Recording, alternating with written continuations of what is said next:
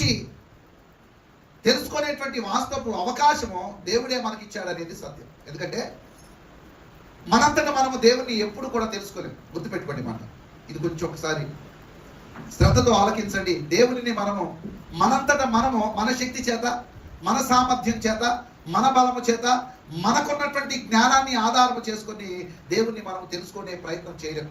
ఒకవేళ చేసిన దేవుడు మనకు అర్థమయ్యేవాడు కాదు. దేవుని గురించి మనము తెలుసుకోవాలి అంటే దేవుడే తనను తాను మనకు వెల్లడి చేసుకోవాలి. ఈ మాట గుర్తుపెట్టుకోండి.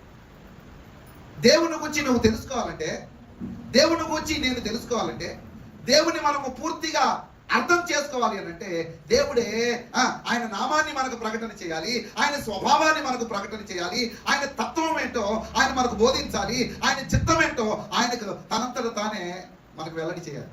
ఒకవేళ ఆయనను గూర్చి ఆయన వెల్లడి చేసుకోకపోతే, గుర్తుపెట్టుకోండి మాట, స్వరము ద్వారా దేవుడు అబ్రాహాముతో మాట్లాడకపోతే అబ్రాహాము సంతానము ఆశీర్వదింపబడేది కాదు. అబ్రాహాము దేవుని తెలుసుకోవడానికి ప్రయత్నం చేయాల. గుర్తుపెట్టుకోండి మాట, అబ్రాహాము తనంతట తాను దేవుని తెలుసుకోవడానికి ప్రయత్నం చేయాల. దేవుడే ఆదికాండము 12వ అధ్యాయంలో తనను తాను ఎవరికి పరిచయం చేసుకున్నాడట? అబ్రాహాముకు పరిచయం చేసుకున్నాడు. చదవండి మాట, 12వ అధ్యాయము 1వ వచనం.